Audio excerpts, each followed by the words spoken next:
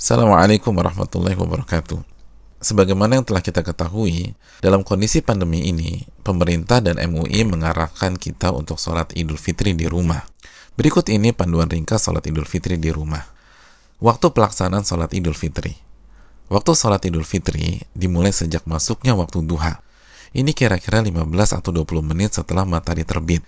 Jika waktu matahari terbit jam 5:51 atau 5:52, jadi kurang lebih kita sudah bisa melaksanakan sholat Idul Fitri jam 6:10.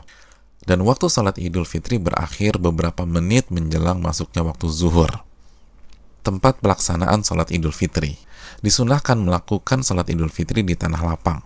Boleh juga dilakukan di masjid.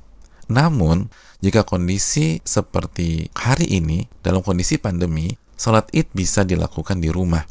Sholat Idul Fitri di rumah pernah dilakukan sahabat yang mulia yang bernama Anas bin Malik radhiyallahu taala anhu bersama keluarga beliau.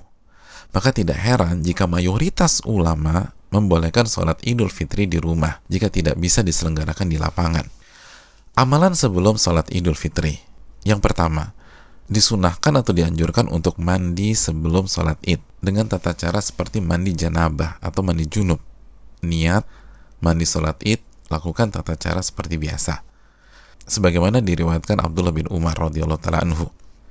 Lalu dilanjutkan juga untuk memakai parfum dan pakaian terbaik yang dimiliki.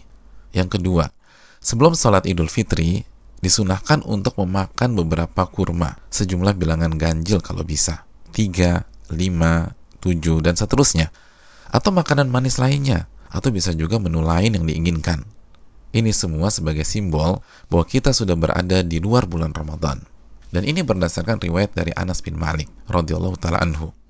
Yang ketiga, pastikan tubuh, pakaian, dan tempat sholat dalam keadaan suci serta bersih dari najis. Yang keempat, pastikan juga wudhu sudah kita lakukan, karena wudhu adalah syarat sahnya sholat. Tata cara sholat Idul Fitri. Sholat Idul Fitri dilakukan 2 rakaat dengan 7 kali takbir di rakaat pertama dan 5 kali takbir di rakaat yang kedua. Perincian tahapannya adalah sebagai berikut. Yang pertama, menghadap ke arah kiblat, lalu berniat di dalam hati untuk melakukan sholat Idul Fitri. Yang kedua, lakukan takbiratul ihram dengan mengucapkan Allahu Akbar sambil mengangkat kedua tangan sejajar pundak atau daun telinga. Telapak tangan menghadap kiblat, lalu bersedekap seperti sholat biasa, yaitu meletakkan tangan kanan di atas tangan kiri di antara dada dan perut. Yang ketiga, bacalah doa istiftah seperti yang biasa dibaca ketika kita sholat. Lalu yang keempat, ucapkanlah takbir Allahu Akbar sebanyak 7 kali.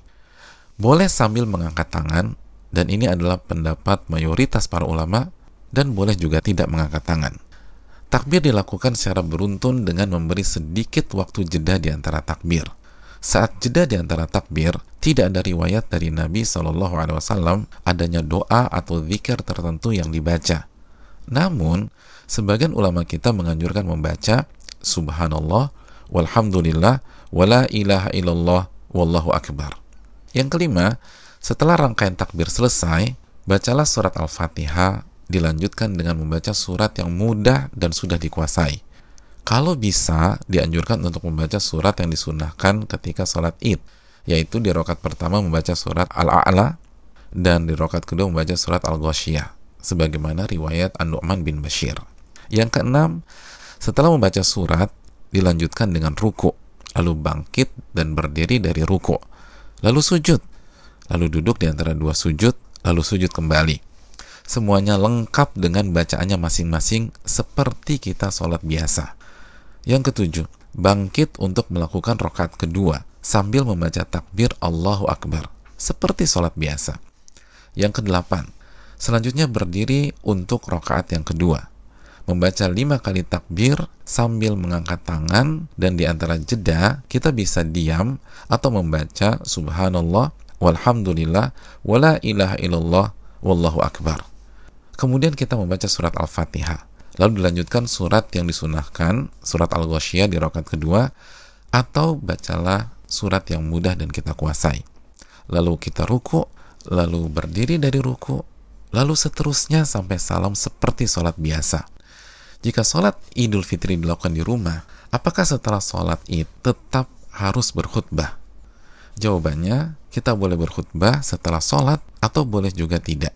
Kedua pandangan ini adalah pandangan ulama kita. Adapun MUI memilih pandangan ada khutbah setelah sholat.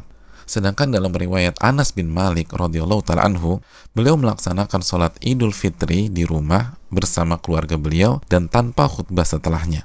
Maka tentang khutbah ini dikembalikan ke pandangan kita dan kesiapan kita masing-masing. Dan sholat Idul Fitri di rumah bisa dikerjakan berjamaah dan bisa dikerjakan sendiri dengan cara yang sama. Hanya saja ulama menyampaikan jika sholat sendiri atau seluruh yang sholat adalah wanita, maka tidak ada khutbah. Demikian panduan ringkas sholat Idul Fitri di rumah.